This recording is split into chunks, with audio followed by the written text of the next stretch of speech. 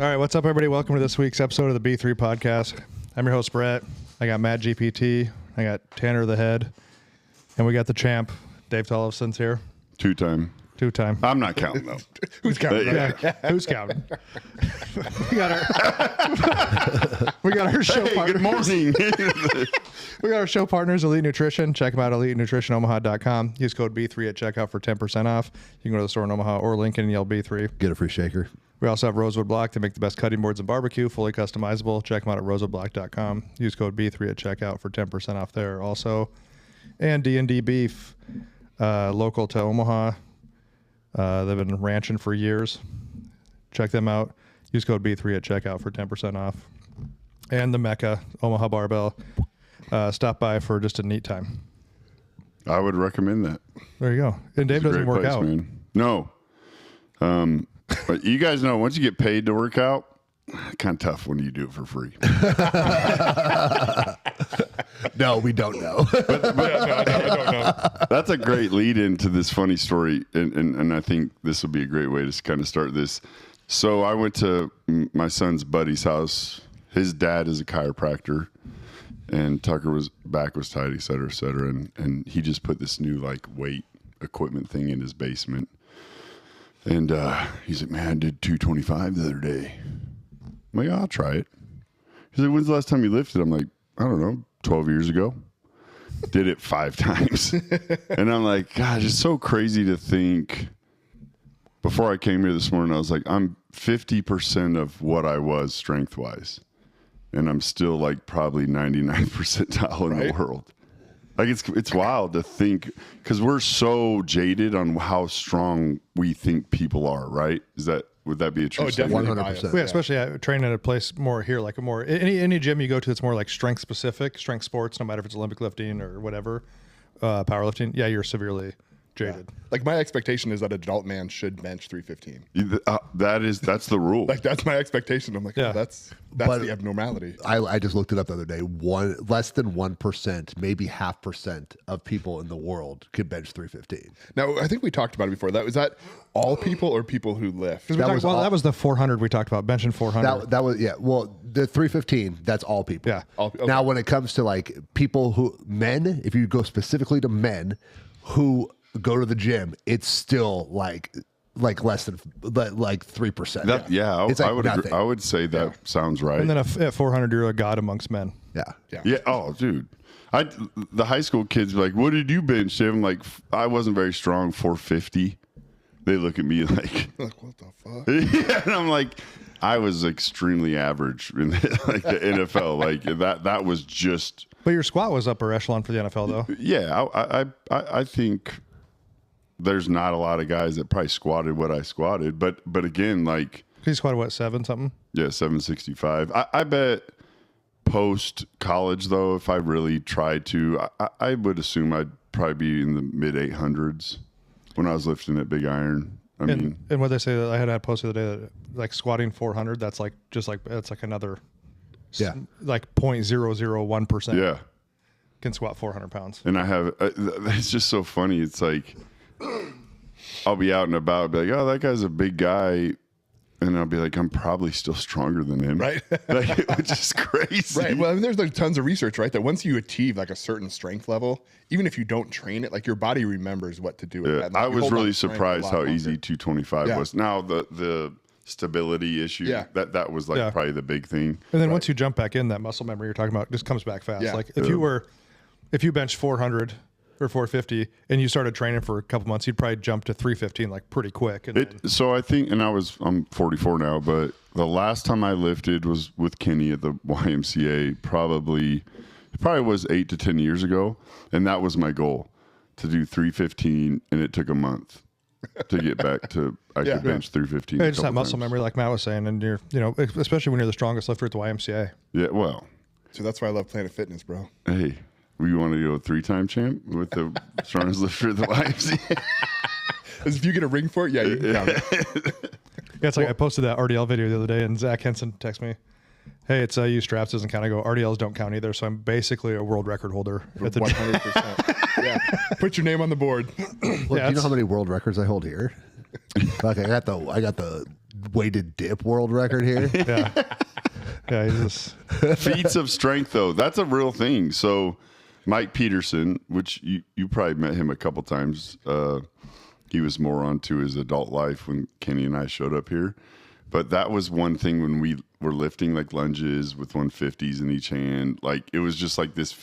That I tip my hat to you. That means something. That's what I'm trying to get to. Like, Yeah. that's cool. Like, yeah, just doing weird shit and being strong. yeah, dude, that's fucking cool, Brett was man. laughing at me because did I do a 225 weighted dip? Someone's like filming. I go, God, your mom's like so proud. I bet right now. She totally was, and your mom loved it too. So. But speaking of fucking, I mean, been a good week. Speaking of world, I mean, you got Terence Crawford. Speaking of the Unreal. champ, man, I thought that fight would be closer than that. He beat him pillar to post. It Yeah. was over. I mean, Canelo had a couple rounds in there. He had some good rounds in there. I'm not gonna take anything away from him. And you know what? And like, he's a class act fight. You know what I mean? There was not a bunch of shit talk. Just your basic, I'm gonna win. But otherwise, it was. And Amber and I watched the little docu Road to the Fight, whatever it was on Netflix. And Canelo seems like a nice person. I mean, it seems maybe he's heavily involved in the cartels. I don't know, but he seems super nice. So the thing is that the fifth round, like you talk about, the fifth round, Canelo hit him with a couple shots, and I was like, you just woke him up because Bud took him, and Bud didn't. But it didn't phase him. But that's been a thing. Obviously, I haven't watched a ton of Bud fights. Probably the last 10 years I've been paying attention, but it seems like that's kind of a thing with him, right? He gets hit mid fight, and then he's like, "All right, now I'm going to beat your ass." So this is Gamboa probably did it, or Tank Daniels, or somebody. Maybe it was Gamboa here in Omaha or something. But he gets hit, and he's just like, "All right, Yeah. well, you didn't knock guess me we're out." fighting. Yeah, Yeah, once you kind of feel their power, and then it's like, I know Drew's even talked about that before. Like, once they hit you when you kind of feel their power, then it's like, oh, okay, well, I can take It's it. gonna be kind of dangerous though if you have to like Well, take a good shot, get woken up. well, you know well, then you're you going were to, though. asleep. You don't have to fight anymore. It's not that bad of an option. Like, Either fight's over or I know I can or win. I'm gonna win. Yeah, I like that. Those are generally the two Pretty outcomes. black and white. It was like 5 fights ago. His corner, like Bud was sitting in his corner. It's like after the 5th round, and the guy's like, his corner's like, "You're down on the cards." He's like, "I'm what?" He's like, "You're down on the cards." He's like, "No way." He's like, "Yeah, you're down on the cards." He goes out there and knocks him out the next round. like Bud is just on a different level. One of the cool things about being a little late to the game, obviously, not to get too deep into stories and stuff, but I ended up at Northwest Missouri State because of a family from North Omaha, the Bostwicks, the Terrys. You guys have heard of the Terrys, Tyson, Ryan. So I have some linkage to the Viking ship where Bud is trained. So like I've been interested. My youngest son has wrestled one of Bud's kids. We're in the wrestling deal with all 3 of my boys, et cetera, et cetera.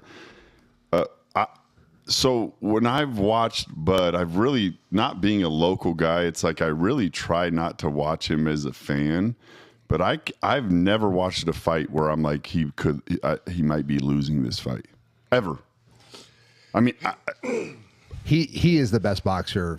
I mean, he's the GOAT. Well, Canelo thinks he's better than when he fought Mayweather. Yeah, but he's now the GOAT. that wouldn't be a fair fight now because Mayweather's so But, aged.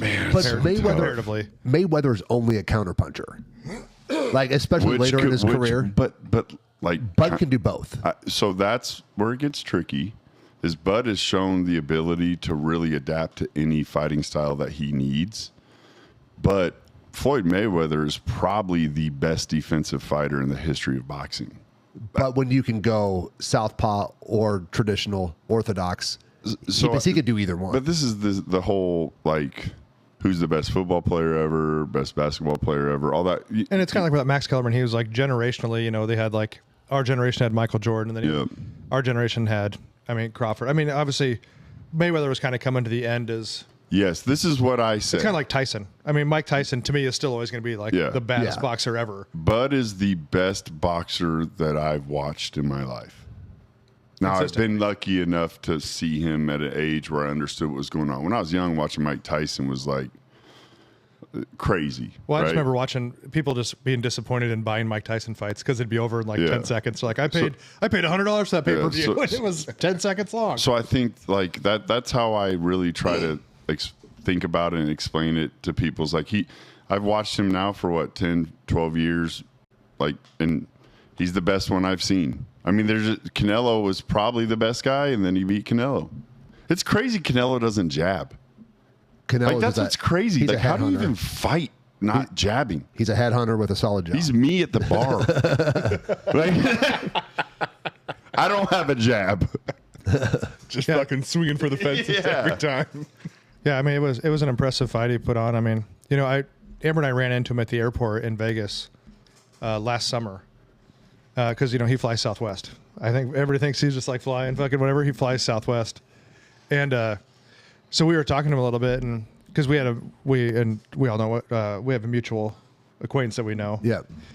And so you always got to do that name drop. I think when you name drop somebody, it makes the other person feel comfortable to talk to you. Yeah.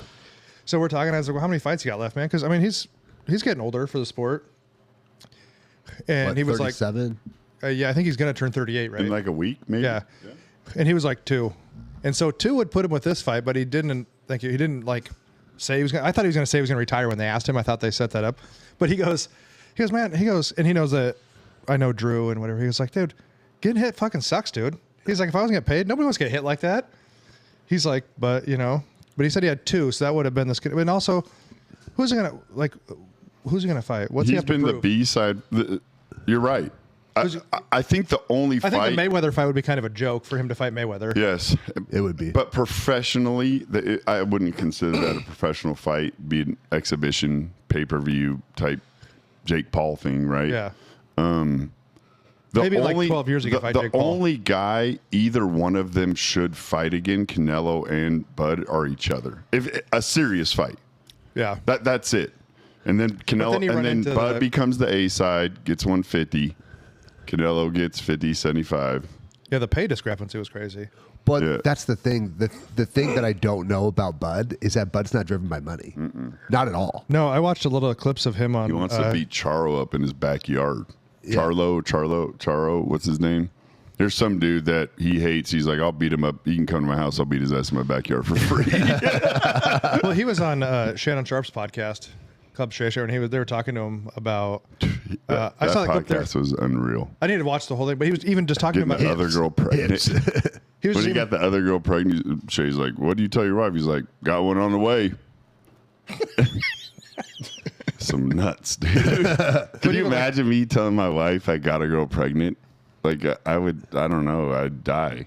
I'd get shot. I'd run away. I don't know. Like, but Bud, it seems You like get he's shot just a running no. away. Yeah, 100%. well, and that's where you kind of saw the money thing because he was talking. Oh, you got like a nice car, nothing. He goes, no, man, I paid $20,000 for this car. It gets me the same place that your $300,000 car gets you. And he's like, and it depreciates in value. And he was like, Yeah, he's not motivated by money. He was motivated by greatness, and he achieved it. So And that's why I don't. He's an Omaha guy. Like, I live here. I didn't make a ton of money playing football. I mean, in my career, I probably made somewhere between $5 and $6 million, right? Which is great. that's a lot. He's obviously made more, but But not as like, much as I think he should have. But you can live here. Like Nebraska in general isn't a rat race for cool stuff, and it's like there's very few Lambos Yeah. and stuff driving around. And I could see. But who does he? Again, let's get back to what we were saying. Who does he fight? That's what I'm saying. I don't know if he fights again because I don't know if there's anyone who adds to his greatness. It's gotta be just Canelo. looking. He's just not looking for a payday. But let's say Canelo went. Well, then he turned this into like a best of 3 thing. But then Canelo gets diminished. Canelo's not going to beat him. But then if I'm Canelo, I don't want to lose to him again. Right. Well, that was just like what's his name? Who did It he just fight? confirms, right? Yeah. Who did he fight before that? Who did he fight at AT&T? Who? Crawford. Who did he fight at AT&T Stadium? That was the other. Earl Spence. Earl Spence. That was supposed to be a rematch. Then Spence is like, I don't want a rematch. No. Spence's Well, face. he looked- beat the shit out of Spence. Well, and the rematch thing kind of gets to be stupid. It's like, especially in boxing, when they went to decision, he didn't get like a lucky punch in there. You know what I mean? Like, if I would have got knocked out like in the first round, I'd be like, you know what? I want to fight again. You caught me with a fucking whatever. But they went to decision, and I mean, what did Terence win? Like 9 of the 12 rounds. Some of them were close. Like, I think 2 of those cards, They were like two. it was tied. They were 2 off. Yeah, it's crazy. Yeah. Yeah, So it's like 7-5. So but it wasn't. I but mean, he handily won. everyone watched the fight, knew who won the fight. Canelo knew who won the fight as soon as the rounds were, and it wasn't like a 1 round thing. Yeah. Bud knew who won. Like everyone knew. So you think worst case scenario, Bud won by 2 or 3 rounds. Well, it was right? 7-5 on 2 cards and then 8-4 on the other card. Yeah. So he handily won 4 rounds, or 8 rounds. Which is that. I mean, I wouldn't agree with the 7-5, but that's a win, right? It was definitely 8-4. When he hit Canelo and Canelo gave him that look, and he's like, I've seen that look in football where guys are just like, man, I'm kind of fucking done with it. It was when Bud hit him with that left hook and he spun and he put his hands down like he was pissed. Like Canelo was like, well, fuck. Well, it's like the old slobber knock where you get so hard snot flies out of your nose. Yeah. And you're like, I didn't even have a runny nose. Yeah. that picture, that video where he turns around and like Canelo's face is just like looks back at him like, oh my God. Gosh, it's so fucking cool, guys, though. He's got the same trainers. Yeah. Like, how cool is that, I think man? that's super impressive, though. If he's got the same trainers, like think about how much they've had to evolve from when he first started training with them. But listen, to, like, but now. did you hear the corner stuff though? Like which I love because I deal with this with football. Like it's so complicated. Like no, it's not. Mac in the corners like keep moving, counter. Like it was just like do what. It was so refreshing with the money that's involved and trainers changing in every sport. You especially fighting sports. Excuse me, UFC. It's like I got to change my trainer and do something better. It's like no, it's I love it, man. I think it's really cool. But you're dealing with Bud, who's the smartest boxer. Yeah. And he, like no one, I mean, he's an orthodox fighter. He fought southpaw the entire round because it was going to be better for him. Like there's well, and after a while, how do you coach up somebody that's that good? You know, you look at like that, NFL, but that speaks to their coaching ability. Yeah. Honestly, I feel like you got to kind of tip their hat to them, right? you look at like Belichick. What's he going to tell Brady? Hey, go out there and throw a good ball.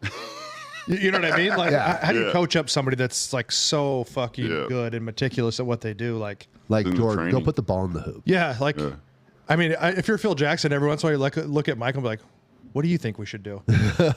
Like, you wait for him to look at Terrence and be like, what do you want to do this round? Like, what do you think? You probably remember this. I was a suicide grip bencher guy. And when I came in here, I think you're like, oh, you bench like that? And you're like, well, Dave's pretty fucking strong. I'm going to let him bench like that until he crushes his larynx. Right? But like, it goes in any sport, right? When you have a extremely talented person, just fucking stay out of their way. Yeah. Yeah. Right. Like, And I'm not comparing. I mean, that's why. And that's where, like you said, I'm more like the Bud Crawford of football. Yeah. And like that's where like the coaching can be so simplistic because he knows what to do. They're just like, get out there and hit him a couple times. It's the old. I love it. It's the old saying, "The hay's in the barn," right? Yeah. I mean, on fight day. Yeah. Like, what do you? You're not going to do anything on fight day. Yeah. That's going to help you. I'm big on only things that are going to fuck you up. I'm big on not changing stuff during games, not doing a bunch of coaching. Like, I've coached junior college. I got a 6th grade team now with Kenny Anatolu. Like, let's let him play. Let him do so the thing. I have a question for you now with football, but I want to say one thing that Netflix actually did a really good job. Unbelievable. I was like, when we first turned it on, it was kind of like digitized for a second. And I was like, because I watched most of the undercard. Yeah. Or not the undercard, but that main card. Did you guys watch the main card? I watched like 2. Did you watch it? Yeah. No, I was There was delirious the second fight on that Kansas, dude. The second fight on that card, those dudes stood forehead to forehead and just threw blows at each other the whole time. Yeah. Like that should have been fight of the night. Not that Terrence's obviously wasn't great, but those dudes were just savages, just forehead to forehead. But Netflix did a good job. Like, I thought There was something in the last year though. There was a hang up with a streaming deal. What with was Tyson. the Tyson fight was terrible. It was terrible. And that was Netflix. Yeah. That was Netflix, and the announcers they had, and the whole thing was just like B-rate. The streaming was B-rate, the announcers were B-rate, everything was B-rate. Yeah, this one they brought in the big dogs. Mario Lopez was there announcing. Tyson's ass was B-rate when they showed it on the first clip. I actually no homo like that. inside. I didn't understand why Mario Lopez, is he a boxing announcer? He was has there. been. I was like, I didn't realize old AC Slater was a boxer. He was a wrestler. Yeah. I like Max Kellerman, but I swear to God, that guy is talking in like 50% speed. Like his, you can see his brain processing thoughts. It's like, and I'm like, I missed the spit old it out, guy. bud. I miss the old guy that used to talk shit to Floyd Mayweather. Oh yeah. Kellerman's good. What was Larry's last name? I don't know, but he was like, if I was 30 years younger, I'd whip your ass.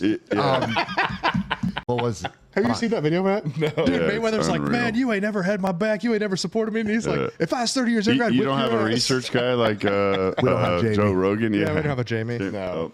Well, All right, so you were so football. So you were talking about you don't change things, like you don't want to change things. So if you're like today with Nebraska, Michigan, the Nebraska plays today? yeah, Oh, I had no idea.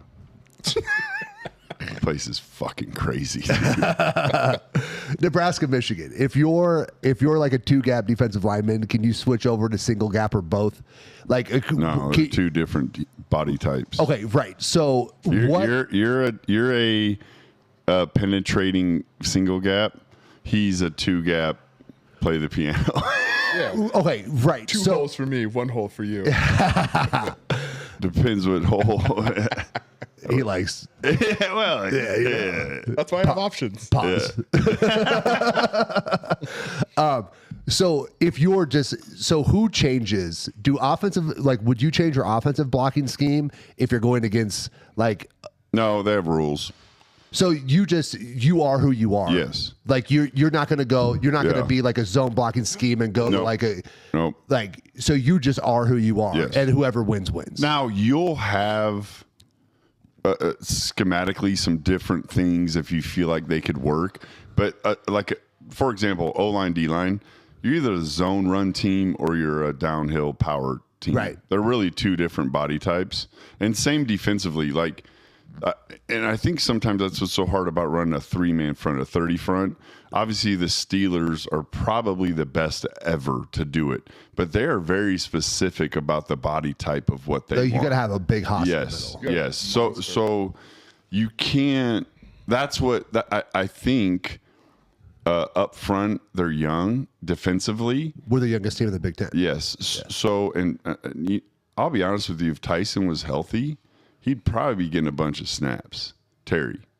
I mean, because he's a wrestler. He's one of the few guys that could maybe do a little bit of that. Barry Cofield is a guy that I played with in New York. We were a 4-man front. He went to Washington and played nose in a 3-man front. So there is some guys that can do different things. Like Dexter Lawrence right now for the Giants. Like, he would be okay on the Steelers at nose guard, right? Yeah. But for the most part, you are who you are, and then you have rules, and you have to follow those rules. Now, humans are implementing these rules that you have. Right. So, like, the same problems that we have in 6th grade football are the same problems that my oldest son's high school team is having. Like, Jeff, you can't do that. We've practiced this. And I don't know what happens with humans in, like, high pressure. Well, I wouldn't consider them high pressure, but just pressure situations. Like, we had a kid that ran 20 yards backwards on a kick return to catch the ball. Like, that the main rule on kick returns is you never move backwards to catch the ball. So he was like a 2nd level kid. He knows that. Right. That everyone coaches that. So me and Kenny were just talking about this week. Like, I wonder what happens in kids' brains. I think they want to be like a hero. I don't think so. Because didn't you guys have a fake punt this weekend? Well, that's a whole nother story. But I don't think, as long as I've been around football in general, and I'll just speak on football, I don't think I've ever coached a kid that is like, fuck the rules. I'm going to fuck my team here and do whatever I want. Oh, yeah, it's never No, malicious. I don't think Yeah, it's. but that doesn't. I mean, do you think he but thought he could return I it? think it's Fight or flight type, almost that type of situation. yeah, like, I think they see something, right? They see something, and instead of following the rule, they're like, oh, I can go inside on this. Well, then their gap is exposed, and then it's going right. You know what I mean? Like, I don't think it's ever malicious. But I think they're seeing something, or they're like, my linebackers aren't making tackles. I have to make a play. Like, I think it's something like that. Yeah, it could be. I don't really. So Kenny and I talked about this again. Discipline in anything is probably the biggest piece of the puzzle. 100%. Do you have the discipline to, whatever sport it is, to get up early and do something? When you see that ball get kicked over you, do you have the discipline to know, I'm not going after it? I'm trusting the guy behind you, because that it could be a trust issue. Like you're saying, this kid's getting his ass whooped in the A gap. I need to go there. I know it's not my job. Right. Or does the kid have the wherewithal to tell the kid that's supposed to be in the A gap, like, do your fucking job? Right. Do you think it's any different than like say a D end who is supposed to keep containment, but like sees blood in the water, you know what I mean? And goes No, I deal with this with my son, Tucker. He plays defensive end. He makes inside moves. So the difference, let me tell you about the conversations that I have with Tucker along this line. If you're going to not do your job, you better make the fucking play. Yeah, that's right. That's my rule. That's, I mean, the hero part. They want to try to be the hero. But I don't even know if a lot of kids even understand that. Yeah. Like, Michael Strahan had more mental errors in one game than I had in my career. Michael Strahan's in the Hall of Fame, and I'm on disability. Yeah. Like, Well, so, I mean, it is a thing. Like I was talking with someone else about this. Like, well, they're talking about kids who who never make a mistake, who are fundamentally sound, right? But if you don't have the physical attributes to keep up, like you could be the best corner in the world, the best technique, but if you aren't fast enough and that receiver can just run by you, you have to put a guy out there who's fast enough, even if he makes mistakes. There's a because at least he base can keep level. up. There's a base level of athleticism where what's demanded of you to do a job. And again, I keep bringing Kenny up. Kenny and I, we both started one game in our NFL career, and we almost joke around sometimes about like we should have like told our coaches to shut the fuck up and done what we want. Because there's a level of defiance where you can make plays with that. Yeah. Like, But if you don't make the play and your gap is where they ran, and then that's the counter. Like Kenny and I would be like, we probably weren't good enough to not follow the rules, right? Yeah. There's an exception to every rule. You don't want to be the guy on when you're watching film like 100%. if Dave would have stayed here. Yeah, it's crazy, and I've done that, but it's weird, man, and it's weird having a kid knowing I wish I took more gambles because I knew what was going on. I'm just like, dude, if I don't do my job, they're gonna cut me tomorrow, right? So it's like Tucker made a couple of inside moves and made some good plays. It's like, fucking good job, dude. But I think you see in the NFL too. Like, I remember what was that 3 years ago for when Trayvon Diggs had the most picks in the NFL. But when he didn't get a pick, he got fucking burned, and everybody called him for that. And well, then now he's a $100 million contract. Yeah, but now he doesn't go for the interception. You know what I mean? So it's like, well, if you have the foundations, right? Like, so if you coach the kids, right? So they're like foundationally solid, right? And so to your point, if you're D end, right, and 90% of the time you just do what you're supposed to do, and that 10% of the time you gamble, and let's say half those times you make the big play, right? That is a net positive to the team. Yes. Now, if you're fundamentally sound 50% of the time, yes, and of that other half you gamble and you only make it, like that's way more detrimental. Bud Crawford, I mean, we were just talking about him deciding late in the fight to get in the pocket with Canelo. That was freaking awesome. Yeah. Larry Merchant, by the way, is that announcer's name? That's right. Oh yeah, fucking Larry Merchant. But that's kind of the point we're making. Like, there's exceptional people that can make. So you have to really know who you are. Yeah.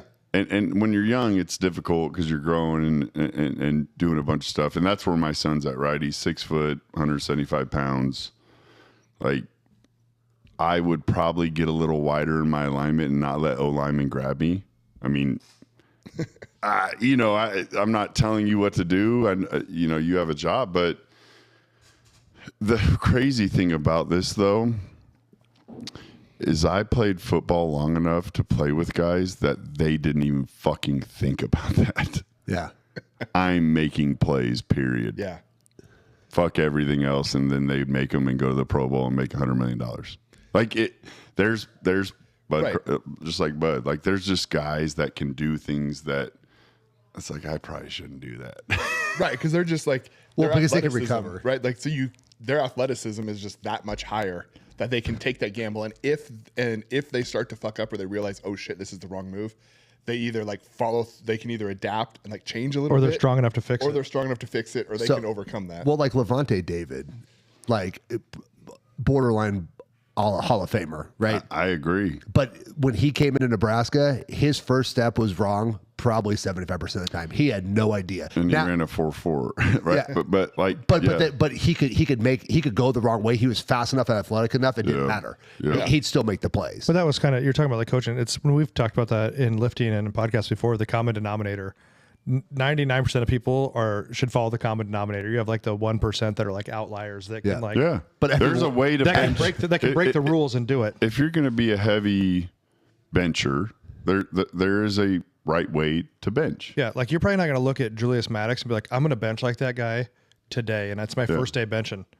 No, you need to learn the beauty basics of sports, first. though. Yeah, that's what's so fucking cool. Like when you're getting in these conversations about how good people are, is like that's totally wrong. Keep doing it that way. Yeah, it works for you. But I think like you teach them the basics, like Matt was saying. You teach them the basics, and then they'll start to figure out like, well, I'm stronger than most of these guys.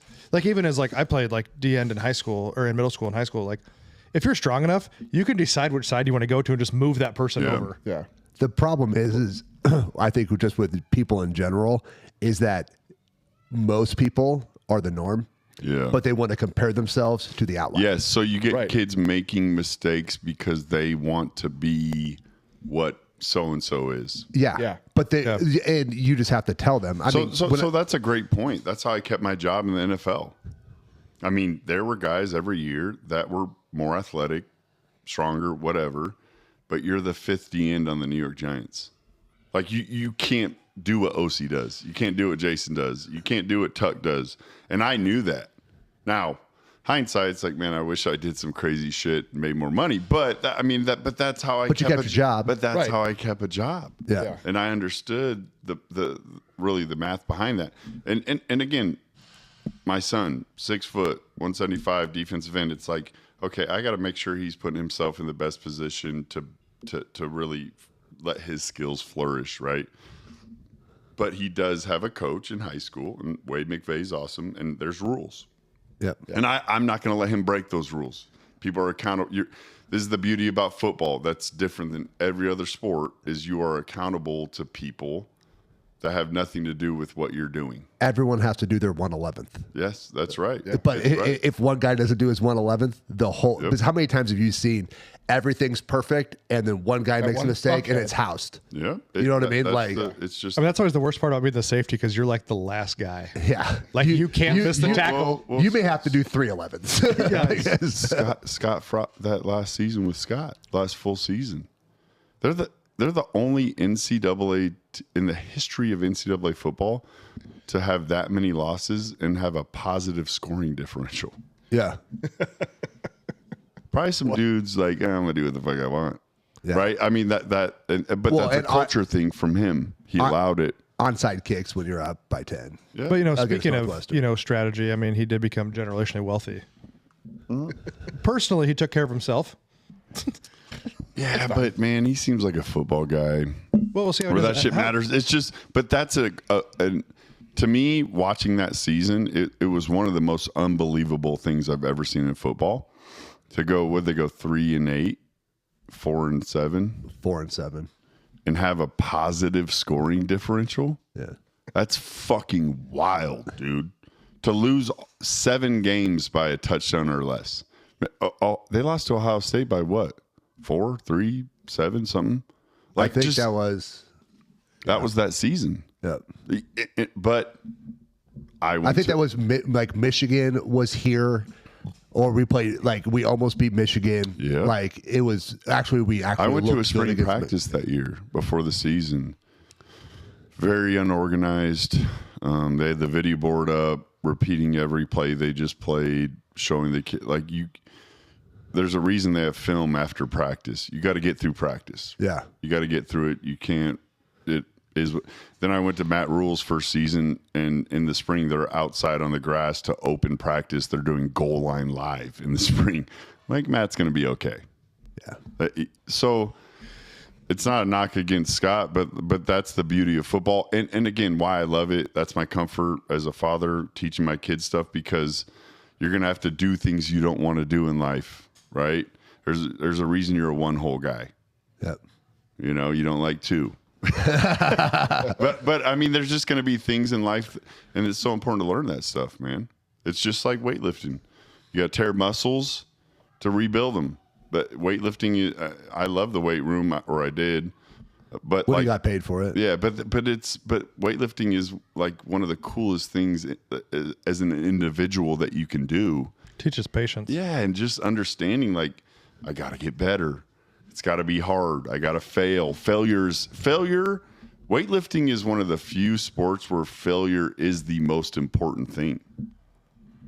Yeah, I mean, you're Well, if gonna you don't fail, you've never pushed it. Yeah. But baseball, failure is part of it. But like in weightlifting, like if you want to get better, you have to fail at lifting a weight and tear that muscle up to get stronger, right? Yeah, baseball, you fail 70% of the time and you're a Hall of Famer. Right. Well, I mean, Yeah, like if you go 9 for 9 in a powerlifting meet, you probably didn't try hard enough. baseball's like bowling. Don't get me started. Because it's America's game, because it's the laziest sport you can play. Yeah, perfect. Golf. Golf's a lot of walking, dude. They do walk a lot. If you can be fat and play, like, I mean, I kind of got it. I mean, in the NFL, those dudes that play O-line, they're not fat. Like, those dudes are big, strong, Fucking athletic freak dudes. athletic. Yeah. Yeah, speaking of baseball, I saw an old clip of Chris Farley when he was John Kronk on Saturday Night Live. And he's on like Weekend Update with Kevin Nealon. He was like, hey, why aren't you You guys see my hat, dude. he's like, why aren't Oakland you Athletics, man. he's like, why aren't you in New York tonight? You guys are playing. He's like, I knew I forgot to. God, Chris Farley was so great. Unreal. He's one of the best, man. Do you guys watch Happy Gilmore too? Speaking to those Yes. guys, I didn't. I haven't. Oh, I yeah. haven't either, and that's a thing, right? Like, I don't want to revisit that. Is that? Yeah, it was good once. Yeah. Yeah. It was, The second one, it's good. He's got some tributes to a lot of people in there. Yeah. That's, Yeah. A lot of tributes. But that's what it is. It's a tribute Yeah. film. Like right? I didn't realize at the end he's like walking down down a road, and that was a tribute to Chris Farley, because he does that like Tommy Boy after he goes to see his dad. well, thanks for ruining it for us. Well, it doesn't give the movie away. I didn't know that's what it Yeah, was. you until know that he somebody- survives till the end. Oh, There you damn go. it. yeah. Yeah, man. What's so crazy about comedic films? I texted Brett this morning about Aspen. He's like, I got some beers. I was like, it's like a little place called Aspen. Did we not live in the like the best comedic Oh, they were era great. of film? Well, because you could say, could say anything you anything. wanted. Dude, the late 1900s were great for movies. I love saying the late fantastic. 1900s. Yeah, that's It's such a just so cool. I just love saying it. But yeah, I mean Back in the late that whole 1900s. run of the Adam Sandler movies and Chris Farley. Chris Tommy Boy, Farley, Black John Sheep. Candy. Yeah. Oh, yeah. getting Uncle earlier. Buck, dude. The Great I ran Outdoors. across a clip. I was like, man, I gotta have my kids watch Uncle Buck, dude. Well, It's like sometimes I'm so busy with the boys' sports. Is like I got to sit down and watch some of this stuff with him, man. Trains, planes, automobiles. John Candy was the man. Dude, John Candy was great. I mean, in Spaceballs. Oh yeah. Well, and you watch some of these movies, you go back, you're like, oh my God, they just literally said anything they wanted. Whatever. Yeah. Anything. We're coming back though. Yeah, we're getting there. Yeah, we're gonna be all right. That's what Shane Gillis helped, I was gonna say, helping bring it back. Shane Gillis and Kill Tony. Like, Yeah. they have- God, Kill Tony does not care about it. Oh, they're What I say, just when Brett was splitting these bloody beers, I'm like, yeah, splitting a beer is kind of gay. yeah. Yeah, we're back. What was dude. that? Shane Gillis' opening monologue on Saturday Night Live. He brought back gay and retard, like Yeah. right in the opening monologue. Yeah. The ESPYs were unreal. Dude, but very few were laughing in the crowd though. When he Well, because announced they were that, all pissed That's off. the point. Like that's when he announced that's that the- chick as a WNBA All Star, it was his buddy's wife. And, and everybody none of you goes, guys know and you anything." clap for that? I knew you wouldn't know any WNBA Oh players. fuck! Dude. So it sucks. We lost Norm. Norm was awesome, Norm Macdonald was awesome. but I think the monologue that Gillis did for the ESPYs was the joke, right? And I think we can all understand that. Like they're not laughing very much. That's the entire joke. Yes. Is you guys are so we are. prude. Yeah. We're at home dying laughing. Like you guys aren't that cool. Between that and when Ricky Gervais hosted the Golden Globes, Oh, dude. and he was like, if ISIS started a production company, don't act like you wouldn't work for him. He's like, now come up here. He's like, get your award. Don't pretend you can even relate to anyone who lives in normal society. Thank whatever God you're worshiping today and take your award and leave. Yeah. No, I mean, it's great. We're getting somewhere. That's an incredible shirt too. God bless him, man. I'll show you. I'll show you the back. That's cool. Speaking of free speech, right? Yep. I mean, on that whole thing. But that was a deal, man. That was something. Yeah, it was, and it, like around the world, they were showing like those. South Korea. I mean, London had like thousands of people shutting streets down. South Korea had a Kanye concert too. Speaking of free speech, Dude, Kanye. All right. I'm not going to get into it all the way. Brett, I'm not this going is your podcast, but he did have a concert there, and they seem to enjoy his music. I'm not going to get into it. I've never seen a dude like But that you're walk getting into around. it. But I just want to say, if you ever want to go down a rabbit hole with Kanye, like Britney Spears and like Michael Jackson and stuff, freaking trainer, one of their like trainers was like basically like psyop person. Like military psyops, and like Kanye's convinced they were trying to like poison his brain and make him. Kanye also walked around Hollywood with a fucking swastika on his shirt. Have you seen that song video? I just saw the clip of him walking around Hollywood with a swastika on his shirt. He has a song. The title of the song, I think, is, well, I don't even know if I can say it. You'll probably get mad at me. The name of the song, it's fine. The title of the song's "Hail Hitler." Yeah. And Have you guys seen that? And it is fucking wild. I'm like, how? Why? What? That's the like, point, though. It is like wild. just on the Shane Gillis, those people not laughing. I'm not driving around listening to that song, but the whole point of that is you can Shock. do that. You can Yeah. do that here. You could do it. And now he's lost everything. Yeah. Just like with the Jimmy Kimmel stuff, Well, that's right? what everybody's talking about Jimmy Kimmel, and I was like, that's right, you do have freedom of speech, but the You reason don't have like, freedom from consequence. Yeah. well, Right. it's just like if I don't like something you say, the consequences I could punch you in the mouth, but then the other consequence I can go to jail for assaulting you. Yeah. With Jimmy Kimmel, everybody's like they look at it because he's in the public eye, but you Not still really. work. You still work for somebody. Do you know anybody that watches this show? But you know, you still work for somebody. So you know, if Tanner has an employee and Tanner doesn't like what that person's doing, like how he's representing himself, Yeah. NFL same way. Yep. You can fire that person. People just think it's different because they think it's freedom Jimmy Kimmel's from the show. government. Yeah, but they think it's Jimmy Kimmel's show. Let's just have a moment of honesty. ABC isn't the good guys here. The ratings were shitty. Yep. So they were looking for a reason to fire him, and that was a good reason to fire him. If his ratings were through the roof, Well, yeah, they were just looking for reason they were printing money off the Jimmy Kimmel show. Jimmy Kimmel doesn't get fired. Yes. So it's basic economics. So I think one thing I try to say to people when I'm kind of talking about this type of stuff, like if I was in the NFL during COVID, I probably would have got the COVID shot because I didn't want to lose my job. I mean there are consequences. We saw the kid, the guy for the Bills, the receiver. Yeah, went through- defensive back. Yeah, he was a receiver from SMU. I can't remember his name. He's not talking about the dude that died. No, the Or guy. almost died. No, the white boy. Oh, what's his name? sorry, I thought you were talking about the guy who. No, Yeah, not that dude. I'm saying he made a decision not to get the COVID shot Yeah. and went through hell because of it. I would have got it, not wanting to get it, so I wouldn't have to deal with the consequences of not. So, like, you're 100% right. We're allowed to make decisions. But to your point, who else didn't get the COVID shot?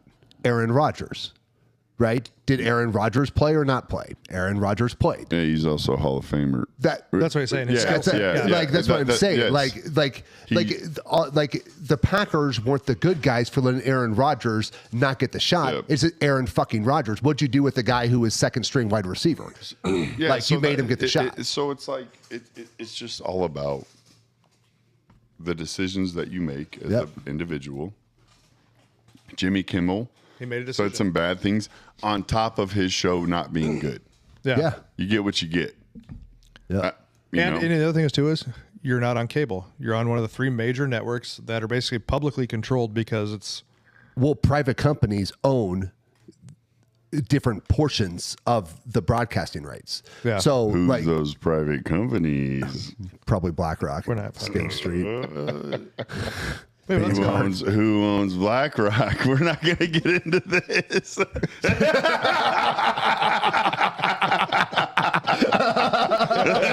It's really turned into like a thing. Man, dude, it's not even 10 o'clock yet. Oh boy. Anyway, but let's go back to football. Dave here. Yep. What's your take on the NFL this year so far? Just overall. It's been good, man. Did you watch the Cowboys So documentary? everything's on this. Let me ask you guys. Like, I feel like 3 years of our lives are just didn't exist. So we're all kind of on this post-COVID ride. Well, you always reference something. You try to remember if it was before COVID or after COVID. Yeah, and I think what we're getting, even with college football, is everything's kind of settling down. We're having some great football in college. We're having some great NFL games. I think the NFL's like in a really good spot. You know, we went through the BLM stuff, end racism in the end zone. Like, what are we doing here? Yes, racism's bad. Right, Like, we how all about agree. I like that was one of the weirdest things to me. Like to be like your slogan. Well, the politics, Someone's paying for that. So yeah, the politics are coming out of it. Like, exactly. Everything's settling in. And I think with college, you're done with like these 7th and 8th year players. It's like the last year of them. Yes. And I think they were taking spots of younger players, Yep. which meant there wasn't as much talent coming in. Like Buddha for Nebraska. I think he's 7th year player, and he's only started 4 games in his career. Yeah. You know, but he's starting this year, and it's like, well, like that's some young player's job, but he's just more experienced, so he's going to play it. Yeah. And you're getting rid of all that, so now you're getting more talent. The NFL is going to get more talent. Like And the Kansas City's looking susceptible, terrible. which is Well, they got totally just picked apart in the Super Bowl. but that guys, it's what Tom Brady did is impossible. And on the heels of Tom Brady, we got Mahomes, which is like, okay, well, we're never going to see another quarterback like Tom Brady. And then Mahomes comes and literally is Tom Brady immediately. So I think that's the beauty. That's why we all love football. The salary cap, it forces some issues. Well, that's what I was saying. Did you watch that Cowboys documentary? Jerry Jones talks about the NFL is designed to be a 500 league. Yeah. It is. And I think it's because we've That's talked why about, we love it, dude. It's designed to be the Pittsburgh Steelers. Baseball's a fucking mess. Well, you look at the A NFL. mess. If you look at the NBA, no one watches it. It's a mess. And if you look at like the point spreads in the NFL, they're very rarely more than like a 5 to 8 point spread. Oh yeah. 8's really high. But you look at college football and it'll be like a 15-point spread. Well, to your point, 3.5 and 2.5 move millions of dollars. Yeah, like if the point spread's 3.5, everyone bets this way. If the point spread's 2.5, everyone bets And this I mean, way. and in the NFL, 3 points is just home field advantage. Yeah. Like you're just getting 3 for being at home. Whereas Yeah, no, I think the NFL's in a great spot, man. But I We're getting think the college- international stuff going. The South America thing, I would assume that won't take. I think we're going to have a team in Europe at some point. I think it's on its way. that's so expensive though. I know, but they're getting on board with it. They're starting to understand it. To me, it's a player health thing. Like that's a lot of flying and a lot of time zones, and unless you're gonna, Oh, so you care about the players? Yeah. Unless it's concussion related, then I don't give a shit. Yes, I do as well. Jerry Jones is, they don't. Yeah, no, which is so yes, I'm with you, but Yeah, the problem is our union has to leverage that, and our union's in fucking shambles right now. well, it always is. The It's- NFL, it's- it's the a NFL, fucking disaster. The NFL for being the strongest league has the literal weakest union. I Like, had a there's bunch of no one- conversations with guys, with the new guy that got ousted, and I've tried to get some of the guys that I know into the conversation on this new vote in next March. Like, we got to get somebody. Gene Upshaw was such a powerful figure. He was our first, like when I was playing, and then he passed. We need someone like that will like tell the owners to fuck off. We should have done that in 2011. and locked and stayed locked. If we missed 2 preseason games, we would have got everything we wanted. And now we have less practice. Guys are getting injured more because you're not practicing as much. I mean, it's just getting control. We'll never, as a union, have probably more of the profits than 50 or 52%, which is fine. Yeah. This isn't the NBA. We play 17 games. Well, I think the NBA is 51. Yeah. So do you get a vote in the union still? No, which fair. I'm not playing, but we have some retired guys on the board that help. But it's so funny when I was playing. It's like, hey, there's guys that came before you. You got to worry about them. It's like, man, I'm trying to beat the fucking Eagles. Like, football is such a weird thing. We do a really good job now. It's gotten better of taking care of those guys. But, like, football takes so much of your attention. Yeah. And the owners know that, too. I mean, they know it. Like, they're going to take – these guys are billionaires because of football. They're not stupid. We don't collude. Like, what are you talking about? There's 32 of you getting off. You get in a meeting. They have an like, owners meeting. Well, they just go to fucking dinner. Yeah. I mean, Yeah. it's 32. That's not like a convention. Jerry Jones is such a unique you brought him up. The Cowboys are always talked about. Yeah, So, like, is he a bad owner? No, he's a great business owner. But They're worth $4 billion. What's so weird about the NFL, I was talking to Chris Kenny about that, and he's on ESPN, is like, the Cowboys haven't won since the 90s. It's like, well, who the fuck has? Like, The Patriots? winning a Super Bowl is impossible. That's what I always You tell get people. I was one- like, it's how many teams have never impossible. done it? And Jerry Yeah. did. He got 3 of them. The best NFL team I ever played on, we lost in the second round. Like, it's Oh, I was wrong. The Cowboys are estimated worth $13 billion. Oh, and if they were to be sold, it'd be $20 billion. Well, and that's a lie. They're not. They get sold for $20 billion. Well, and they're only. I think they're only franchise that's worth that. That's single family owned. It's not owned by a corporation Yep. or an investment group. Yep. I mean, like, it's so, man. The beauty of it is, though, we are getting back to where football is the most important thing. Yep. I mean, and that's this country needs that. It needs it, man. Football, what my old buddy said, I think I said on this podcast before, there's an old general, someone asked him why we never lost a war. He said, we're the only country that plays football. Yeah. Well, we all need an outlet, and when away from politics, away from social issues, away from all this stuff, and when they bring it into our outlet, it gives us nothing. It gives Every us great no relief. empire had a violent sport. Well, and that's what I'm saying. That's why boxing and that's why UFC has done so well. But back on like the dynasty stuff, I think, in my opinion, I think college football dynasties are going to be even more prevalent because now you can pay the players. Oh, I to don't come think there. so. I think so it's because more you can volatile. say, hey, we might be able to pay you the same as these guys, but you're going to play for a national championship. Like Ohio State, they can just be like, hey, we're not going to pay you what someone else might, but you're probably going to play for a national championship. But here's the thing: where I think you're wrong at is that almost all the players, all the big time players, were going to Ohio State, Alabama, Georgia. well, but Alabama's on the now- downhill run. Ohio State's still winning. But Texas Tech just spent $28 million on their, or 28 to 50, depending on what That's numbers. what I'm saying. That'll be a good game today. But with what I'm Utah saying is kinda now you're close. going to have these other teams, like the money's spread out. But that's what I said. I think these like, Nebraska can Ohio go by- States will be able to get players for less money because they can offer them basically a national championship. I don't think so. Here's the problem. What I was just talking about. Ohio State didn't even play for a conference championship last year. They lost to Michigan. So the football's so different where if you lose a game in the playoffs, your season's over. One game. So, yes, you're going to have these haves and have-nots of money, right? But you still have to win the fucking game.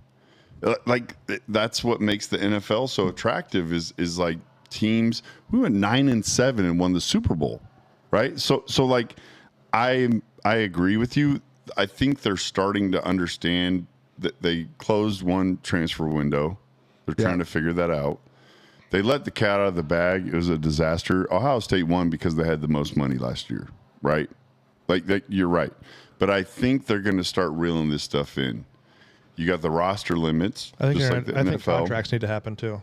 Well, so they do have contracts when it comes to revenue sharing. So the revenue sharing is a set amount. Each school can take up to like 22 million. But the problem is that NIL is the wild card, but now there's an NIL clearinghouse. So what happens is that every NIL deal has to be approved by this clearinghouse. Even if it's a $500 autograph signing, it has to be. It's starting to settle in, but it had to happen. Well, it was the Wild West. We've talked about that. It had to though. The NCAA is like the most corrupt. It's like they're worthless. It's and none of this affected them. It's like fucking Jimmy Hoffa was running it. Well, the thing is, like just corrupt. Well, the thing is that NCAA was just trying to be relevant, but they're not part of the college football playoff. They're not part of the college football playoff. The only thing that I'm worried about is going to this literally like Power 4 elite kind of level. It's going to be there. I know, but like Iowa State can't. TCU making the playoff. Like that still, I don't want to lose that piece of the underdog making a run, right? But like Iowa State can't even take the full 22 million because they don't have it. No. So and they're a Power 4 team, right? Now what's a like Akron? What's Akron going to do? Akron's D1, but they are definitely not in the top Power 4, right? They're a MAC team. So another crazy thing is FCS 1AA is bound by the same rules as Division 1. So speaking of my son, he's a junior, recruiting, all that stuff. If they put that 105, which they still don't have a 105 limit, but that 105 limit will count with FCS. Yep. So my son, God bless him, it'd be really neat 10 years ago if he walked on it in Nebraska. He's not going to have that opportunity. Well, Nope. He's not even going to have the opportunity to walk on it in North Dakota State, right? So it's like, I think we just kind of have to figure all that out, and we're going to get there. I don't think it's going to be as big of a money thing as you're saying, because these still are college kids. We're talking about, why do you run 20 yards back to catch a kickoff? You're going to have these kids that aren't professionals that are being treated like professionals that are still going to make mistakes. I just think So you don't think they'll be dynasty builders? I don't think so. I think we won't see. I can't imagine we'll see a team win back-to-back national championships anytime soon. With the transfer portal, I just don't think that'll happen. I think the money is actually an equalizer. I think the money's an equalizer because now you have a salary cap, right? Just like the NFL. Well, no, I know, but it's just like if you're the number one pick and you're going to get a bunch of money, nobody still wants to go to the Jets. But they're going to go. But you know what I mean, though? Like, Yeah. Well, unless you're Eli Manning, and he told him no when he went to San Diego. Yeah. He told him no. Yeah. But the kids still get to choose. But okay, if you have, let's just say, 10 5-star quarterbacks, right? And Ohio State would have 3 on their roster. Like that's not going to happen anymore because someone else can go pay that 5-star. Yeah. That's what I'm saying is that you're like Ohio State. I agree with Ohio you. State would just stack quarterbacks. Like The they have, money is an equalizer long term. yeah. You can finagle the money to a 1-year natty though. Yes. Now you you're can not push going to all win your a chips second. in. You're not going to win a second one, so right? you don't think that they could go to like a 5-star and be like, hey, we can't give you the money. You know, they're going to give you $5 million, but we're at Ohio State. We can give you 4, but we're going to go to a national championship in So Nebraska. I think it worked before, but- like Alabama did it, right? Alabama would stack the backfield. They'd have running backs and quarterbacks, and they'd like kids that would start anywhere else. because they knew they'd win a national Right, championship. but they didn't have all the NIL money coming in. Whereas if like you had NIL money coming in, those kids could go somewhere else, get paid a shitload of money, knowing they're going to go to the NFL either way. So you don't think they'd rather play for the national championship and take less money? But you think you're going to go to the NFL? You think you would tell your kid to take $1 million less?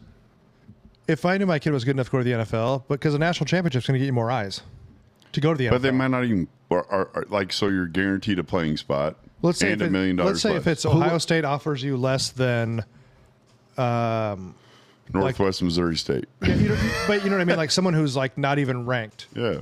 Are you going to go to Ohio State for less money, or are you going to who go was to the first? Who was the first pick of the NFL draft last year?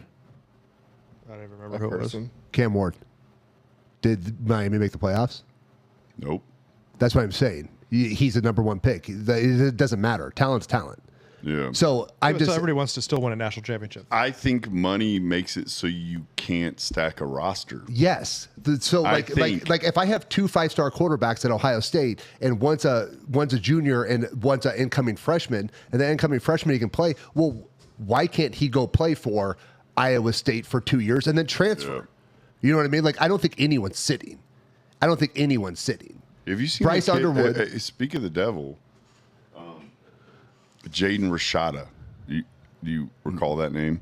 He committed to Florida for like a $12 million. Oh, yes. He's suing Florida. So then he went to ASU because they didn't honor his NIL. Played a little bit. Didn't do much. Went to Sacramento State. 5-star kid from where I grew up, Pittsburgh, California. He just got benched at Sacramento State. Like, that capitalism isn't the best thing, but it's the best we got. He was a $12 million dude, wasn't as good as people thought, now he's and benched now at Sacramento he's benched State. at Sacramento State. I'm with you. Like, I get to the point where I'm a little bit of a pure capitalist, where it's hard for people, but it's going to shake itself out. But you got to let it do it. You have to. You got to just let Yeah, it ride. and I think contracts are going to be a big part of it too. I think they have to do contracts. Yeah. And Well, and they will. They will have contracts, and they will have some of this stuff with revenue sharing. yeah, I just think It's because just they got to otherwise- figure out the NIL. And now they're, like you said, they're fixing the transfer portal stuff. Otherwise, it's just kids fucking jumping ship like left and right, and it's like, I love it though. Anarchy, a little bit of an anarchist in me. Huh? Well, you You kind of like, hey, I would love some. If I was 19 and got offered a bunch of money, I would go somewhere and I'd be in a ditch hooked on heroin. Like, I mean, really like, extreme okay, right but there. oh, these kids know. Let them make money. We got to pay these 19, 20-year-olds. All right, well, Jeff is a meth addict. Okay, so you gave him a bunch of money, but that's the capitalism thing. Like, you got to let it work. if you let capitalism work itself out, it figures it out. Yes. Well, that's The like, you know, problem is we all get involved and we all want to do things to control This is prices. the and- right yeah. thing. It becomes obviously the Democrat Party issue is like you just always want to stand on this moral high ground, and you're dealing with humans. There's again, not to get religious, but there is a reason Jesus Christ died on the cross. Because we are morons and we will mess everything up. They tried the Old Testament. We screwed it up. And so there was a group of people that killed Jesus. And you know the money thing. I remember when you and Kenny were coming in here, and I asked Kenny. I said, you know, is it hard going from not making money to making a bunch of money? And Kenny said, well, if you're bad with a little bit of money, you're even worse with a lot of money. Yeah. So you got to figure that, and hopefully these kids have some smart people around them, because a lot of times their families take advantage of them Yep. and will fucking bleed them for everything they have. That's one What reason you why. get, what you get. Like Crawford wasn't motivated by money, so that person's pretty safe, right? Someone like that, someone like Rayola, who has a family that came from money, who knows how to do it. That person's They fairly already have safe. people in place, and I think some of the universities are helping these kids, right? Aren't they? Kind of. I'd hope. Gosh, it's so funny you guys are bringing this up. The kid that was broke, Where I'm at in my life Yeah. with my sons. I didn't have money. I got money. I wasn't terrible with it. Could have been better. But now it's like, now that my sons are getting older, it's like, okay, I'm the bridge between poverty and then my sons are going to have generational wealth. I wouldn't consider what I got generational wealth, right? So like it's crazy you guys are bringing this up, because I think about it all the time. Like, okay, I just have to make sure that I get my boys from A to B. yep. And then from there on, the Tollefson name is fine. But that it's a lesson. Dude, he was here when I would pull up in my Mercedes Benz, like the biggest waste of money in my life, you know. But it was a lesson I had to learn. What's $1 million to me when I didn't have $1? But then Like- you're taught those lessons to pass them on to your kids, so Exactly. they can hopefully they make don't. better choices. And I So th- and we I just get them think- a step ahead of where we were at. And I think that's what you and I are alluding to, is some of these issues that we're seeing, if they're learned properly, are lessons well learned. Yeah. It sucks. People suffer. That's the plight of humans, right? We're short, on everything we do. Well, back to the economy, like you have to let the economy crash to self-regulate it. Right. You have to let the housing market crash to self-regulate it. We all want to hop in and be like, oh my God, grandma's losing her house. But sometimes, unfortunately, grandma has to lose her house because like the whole thing will fix itself. But as humans, we want to help and intervene, and we're smarter. It's crazy you're saying that too, wearing that shirt, right? Yeah. And what Charlie said about the Second Amendment. Right. And he was a victim of the freedom of firearms. Right. And he was very clear on it sucks, but this is the world that we live in. The Constitution of freedom is you might not need it until the government comes after you. Yeah. Well, the thing is that he just like in that whole quote, he talks about like 50,000 people a year die in traffic accidents. Yes. But we have valued the freedom of movement and the freedom of transportation to the point to where that is an acceptable loss for that freedom. Yeah. Why are we attacked consistently since our inception as a country by other countries?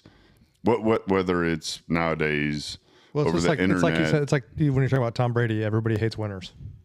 Yeah, because we're the existential threat to every other country that exists on Earth. Of non-free like you countries. can't just do whatever you want. Like, you kind of can't. Yeah. Like, ultimately, this is now we were talking about football. Like, all these lessons have to be learned for growth. Like, failure is the seed of success. That's what I tell my sons. Right? Failing's good. It's good, man. You hear Jocko talk about it. Goggins, like all this stuff about going through things is very good for you. And you learn that in sports. You learn it in the weight room. Yeah, you have to learn the lesson yourself. I mean, I remember the day that Dave lost his job. Because I said, God, it must be terrible to fucking play for the Raiders. And they're awful. He goes, I don't know. I got cut. And I was like, oh. I was like, so? The coach called me. How's the rest of your day going? Yeah, well, Dave, you're a good guy. I'm like, I know where this is going. It's not you, it's me. Good luck. I still talk to Dennis Allen. He was the head coach for the Raiders. I still talk. Listen, man. I wasn't good enough. I was good enough for a short time. I did feel bad though. It's like the Raiders are fucking terrible. It has to suck to play for them. Me and Kenny got out of the car one day here. It was probably it was about this time of the year, maybe October. We're like, what are we doing? We're done. Let's retire. He looks at me. He's like, all right. Got back in the car and left. We've been working out for like a month and a half after, for 6 months after we both got cut. But let's move on. We're going to be dads now, husbands. Let's move on. And Kenny was coming off a bicep tear or tricep tear, wasn't he? Yep. Yeah. You guys want to talk about the Crusades? Nope. I have to get going to work. I think we I gotta go get all these shirts out. Hey, so let's real quick. How do we feel about the Huskers? I think we beat the shit out. I think today's going to be our show the standard for the season. I think today will be our true test.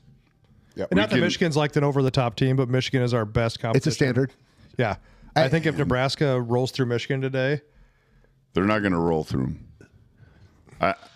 The Underwood kid's really good. We're not great on defense. We can cover. Can we stop him running the ball? He showed that last week. They were scrambles. we did see that Dylan Ryle cannot run very well because he tried to spin move and fell over. So he's playing really good too. Like he's good in the pocket. I was kind of like, oh, he's good in the pocket. He's not a mover and a shaker outside there though.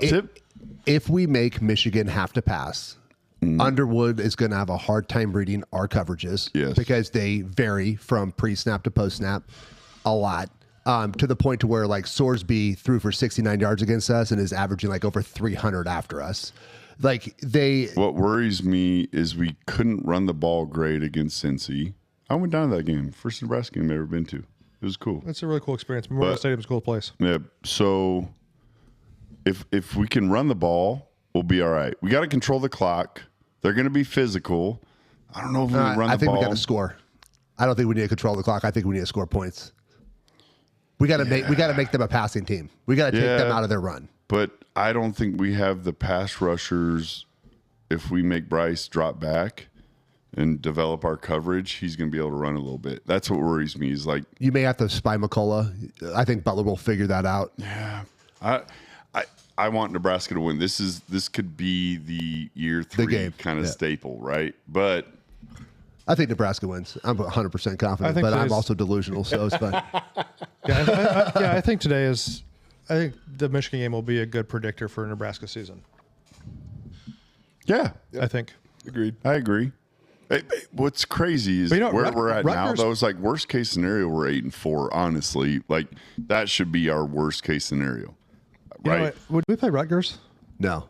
I mean, they played Iowa pretty solid last night, but Iowa's not great by the Luciano's a psycho. He's always going to be. They played Iowa really good in the first half, and then it was kind of like a shit show in the second. Yeah, that first couple drives. When's the last time Iowa blew someone out though? Like Iowa was like 7-point win, keep it moving. Like that's just Iowa. Well, that's football. what we talk about. Kurt Ferentz. Hey, I'm just going to be mediocre and keep getting paid. Yep. Well, Winningest mediocre or what though? He's the winningest coach in Big Ten history. Oh yeah, because he keeps stacking up the. What's he got? Oh, here this is the Nebraska. he is guy. he is the winningest coach in Big Ten history. No, I said he keeps stacking up wins. I mean, Yeah, you said and just keep collecting a check, dude. Iowa has built something that no, I just mean that like they're not just like, terrible at offense. I'm not about firing coaches all the time, but like you should always be striving to win the national championship. And Kurt Ferentz has never shown to win. That's a Nebraska thing. I think Iowa that's not they won't do that. Well, They're Northwestern but better. But I mean, that's what they are. with their defense and special teams, if Iowa, he was too busy with his son being offensive coordinator and being loyal to people instead of going to get the best offensive coordinator out there. Who's Iowa going to steal a recruit from though? Like, you know what I mean? They don't have to. They develop them. They That's put a what I lot of mean. people in the NFL. But we've talked about before. They put together a great offensive line and tight ends, but why can't they ever get a good quarterback there? It's Iowa. Pay somebody. But that's what I'm saying. How? They have $22 million. Pay somebody. Pay somebody. But no one's going to go there. Like they've shown. But if you're a quarterback and you can go behind an offensive line that's going to keep you pretty well protected, and you got good tight ends. I think Iowa's ceiling is low. Yeah, I think the Orange Bowl, that they played in, like the Rose Bowl. The Rose Bowl's like the national championship. I just think they're limited. Like they're not Nebraska. That's what makes Nebraska and why Matt Rule loves it so fucking awesome. Yeah.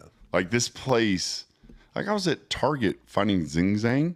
People were in there wearing their Nebraska stuff, saying good morning, getting their beers. Like this, I grew up in California. Cal Berkeley was our football team. Could you imagine how Saturdays were? Like it meant nothing, So like Nebraska's as much as Iowa wants to be like, oh man, we beat you. It's like you're not Nebraska. It's not. It doesn't even compare. Yeah. But he's a good coach. Iowa State's rolling pretty good too. Matt Camp, what a great fucking job too. I mean, like if you go 6-6, they probably would give him an extension. Like that's a really good job too. Iowa State's good. But and Iowa State has like a crazy fan base too. Win or lose, them fucking people are going to show up. Kinnick's, man, They'll never desert their team. Kinnick's Iowa. Kinnick Stadium. Yeah. Well, that's Iowa. Yeah. Iowa State is. No one knows. I don't think. I know, but you can sit in the lawn there still. They still have like these lawn seats you can sit in. Bring your own chair. Yeah, there's like a hill, and you can like. And they used to be like super cheap. It's probably got more expensive now, but yeah, I think today's will be a good test for Nebraska, and I think that'll be a good season predictor for them. And Tech we'll see what money gets you. Yep, you'll find out today. So A&M has the most billionaire alumni. Yes. Who's your NFL pick for that? We'll probably have you back on before the season's over, obviously. Yeah. The NFL's really up in the air. Right? I'm in a losers pool right now where I have to pick a loser each week, and every week I've fucking scraped by. I think someone. Your Giants almost fucked me last week. I picked them to lose. God, don't talk to me about it. They've been fucking me since I left. I don't know, man. Dude, like Kansas City could lose to the Giants. I would like to see Josh Allen win a Super Bowl at some point. The Bills are. I just like that guy, but they always kind of implode when it gets to be important. But I really like Josh Allen. Man. He's just that dude breaks his nose and he's like resetting him, going unreal. back in. Lamar can't win one. I think the Packers have a chance this year. I agree. I just don't think Jordan Love. I just don't think Jordan loves all that. I don't. They're know why. playing so well. I know It's week 2, but they're playing well. But when you get a guy like Micah, like a legitimate game changer on defense, he's going to get settled in. Yeah. Man, But is he I lazy I was thinking about that. Green Bay is kind of the team that I would say, if I were to bet money, Yeah, 'cause I don't probably think put it the on Eagles Green are Bay. near as good as they were. It's so fucking hard to be good that long in the NFL, guys. Like, you've been in the weight room business forever. Like, at some point, everyone kind of is just like, it's so hard to keep being the best. Yeah. It's just that you're seeing with the Chiefs, it takes every ounce of energy every day to continue that. And at some point, you're just like, fuck, man, I'm tired. Like, it's just tough, man. Yeah. I like Green Bay, though. You think Green Bay's as of right now, Green Bay's your pick? I think so. You can't not bet on Mahomes. They can't go 0-3, though, which they could lose to the Giants. But I don't think Lamar can do it. You can't run the ball. That's what worries me about Josh is, like, you can't expect your quarterback to rush for 100 yards. Like, that can't be an expectation. I suppose. Yeah, I mean, Harbaugh. Yeah, Harbaugh. the Chargers, they're, and I think Herbert's a great quarterback. Yep, I hate Harbaugh too. So according to pulling a bunch of Vegas odds here, they have Bills at number 1, then right behind them the Ravens, then Packers, Eagles, Chiefs. Yeah. Now the spread gets pretty big when you get down to. I'm just not 100% sold on Jordan Love, though. That's my hold up with the Packers. And I'm not a Packers hater by any means. I always loved watching Brett Favre play. Those guys. I just am not sold on Jordan Love. I'm getting there. I'm getting close to being sold on him. I mean, he's looked pretty good. Yeah. They had somebody on a podcast the other day talking about the Bears quarterbacks since Favre started at Green Bay. They've had like 25 QBs. Well, the problem with the Green Bears Bay's is- on their third. Well, the problem with the Bears is the Bears fans shit on every quarterback. As soon as they're drafted, there's like, fuck him, he's terrible. Well, with it, isn't there like a word for that? Like Chicago? no, what like you're looking when you're. I feel like it has to do with like a wife that's been beat. And they just keep coming back for it, like a Stockholm syndrome or something like that? Yeah, it's Stockholm syndrome. That's a Bears fan, dude. Just, we're going to be all right this year. No, you're not. No, you're not. Walter Payton's dead. And Jim McMahon was blind in one eye. Yeah. Mike Ditka's not going to go. You guys are done, dude. But, all right, man. Well, I appreciate it. We'll probably have you on again here before. Yeah, whenever, man. I'd love to come by. You guys, you do a great job, Brett. All you guys, man. You got to go to work, huh? Yep. All right, guys. We appreciate you listening. Like, subscribe, share, follow. We'll see you next time.